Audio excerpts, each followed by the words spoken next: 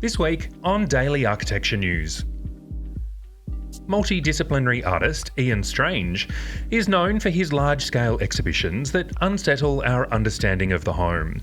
His latest work in the series Intersections has recently landed in Surrey Hills as part of the City of Sydney's Art and About program. The artwork sees 120 metres of LED light beams dramatically break through a graffiti-tagged terrace house. Appearing to pierce walls, floors and the ceiling, the installation provides a spectacular light show for city dwellers enjoying essential exercise during lockdown. When tapped to refashion an apartment in Milan for a professional pair working in the art sector, designer Gemma Gutierrez, founder of Madrid-based practice Punto Filipino, clearly had a lot of fun. The now dashing abode, given the working title Memphis Milano, is a little bit radical, funny and outrageous, she says. But this isn't the first time the name Memphis Milano has echoed these streets. It's the same moniker that was given to Italian design and architecture set, the Memphis Group. Living up to its title and the legacy it carries, the renovated apartment masterfully merges traditional Milanese influences with the effervescent stylings of the Memphians. An eclectic sequence of colour and pattern, stretching from the walls to a harmonious selection of furniture, is inspired by the Art Deco and pop art movements of the era. Not only for its striking primary colours, synthetic materials such as laminate and terrazzo, and the crazy geometry, but also for its iconoclastic cheekiness.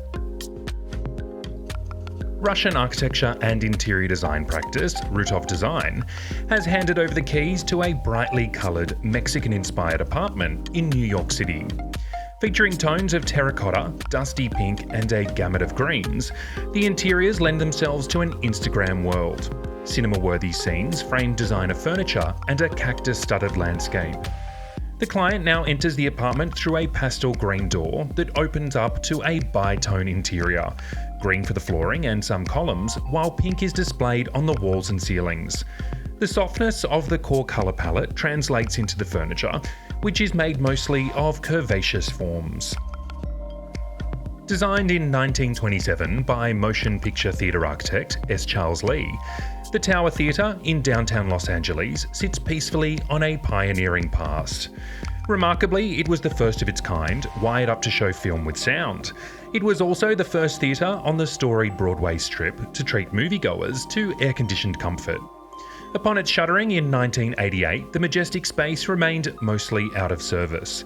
But its legacy of nurturing technological innovation has resumed some 90 years later.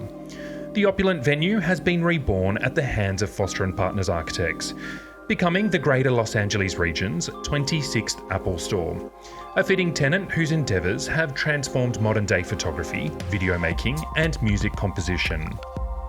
You can catch up on all of these stories and more online now at dailyarchitecturenews.com.